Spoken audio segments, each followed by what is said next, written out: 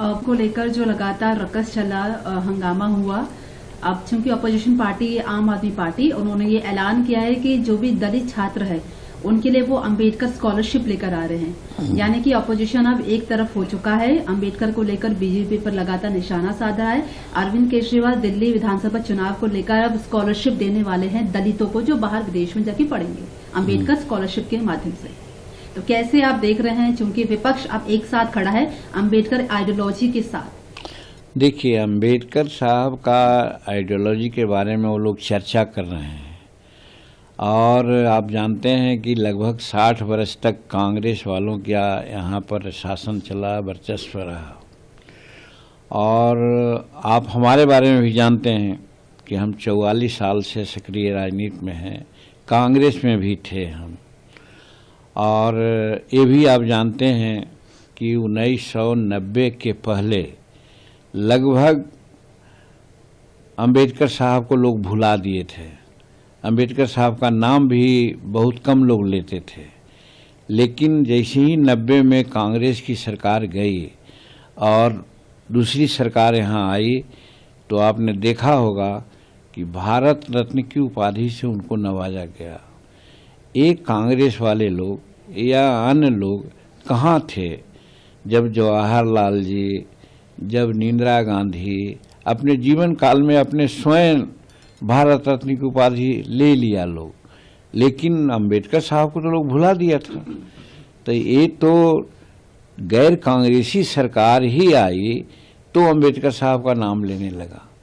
तो आज जो भी वो लेकर के आ रहे हैं वो पॉलिटिकल स्टंट है, चुनाव का स्टंट है। हम लोग और नरेंद्र मोदी जी की सरकार और जो एनडीए के हम लोग हैं, हम लोग स्टंट में विश्वास नहीं करते हैं, वास्तविकता में विश्वास करते हैं। तो एक उदाहरण तो हो गया कि बाबा साहब को ये लोग भुला दिया था, भारत रत्न की उपाधि भी नहीं दी थी। दूसरी चीज, बाबा साहब जन्मे, बाबा साहब का परिनिर्वाण हुआ, बाबा साहब कहाँ पढ़े, बाबा साहब का कार्यस्थल कहाँ था। जहाँ जहाँ इस तरह की बातें उनकी थी, जहाँ 5 जगह को चुना गया, 5 जगह को 5 तीर्थ के नाम पर तैयार किया गया, आज वो पर्यटन स्थल के रूप में डेवलप्ड हुआ है। इसके लिए जो पुराने लोग आज बात उठा रहे हैं वो कहाँ थे उस समय कि जो पंच तीर्थ के नाम पर आज है, चाहे महू में हो, चाहे बरनागपुर में हो या फिर नंदन में जो पढ़े थे, जहाँ इनकी लाइब्रेरी थी और सारा कार्यकलाप वहाँ से उन्होंने शुरू किया था। वो तो परतंत्र था, गुलाम था। ये लोग कहाँ चले गए थे?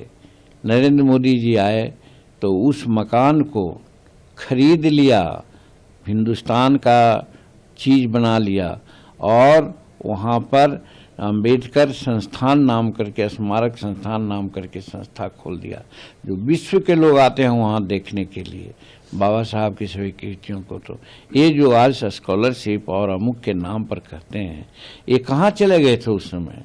तो ये सब तो कभी कुछ किया नहीं। तो अब उनके दिमाग में बात आ रही है कि भाई अंबेडकर इतना अभी मौजूद बन रहे हैं, प्रासंगिक बन रहे हैं कि अंबेडकर साहब का नाम नहीं लेंगे तो शायद जनता नकार देगी। लेकिन भारत की जनता बहुत प्रबुद्ध है। इन लोगों के जो छलावापूर्ण घोषणाएं हो रही है उसको वो लोग खूब समझ रहे हैं। इसका लाभ उनको कभी नहीं मिलने वाला है और जो भी विशेष करना होगा एनडीए की सरकार, नरेंद्र मोदी जी की सरकार सब करेगी। और वो लोग सिर्फ घोषणा कर रहे हैं ना, आप देखिएगा छात्रवृत्ति का मामला हो या और आज एक हम लोग निर्णय ऐसा लेंगे जो कि सब कोई देखेंगे, सुनेंगे कि अभी तक जिन्होंने कोई मांग नहीं किया वो मांग करके और उसको वैसा हम लोग करेंगे जिससे कि बाबा साहब को शताब्दी शताब्दी तक लोग जानेंगे।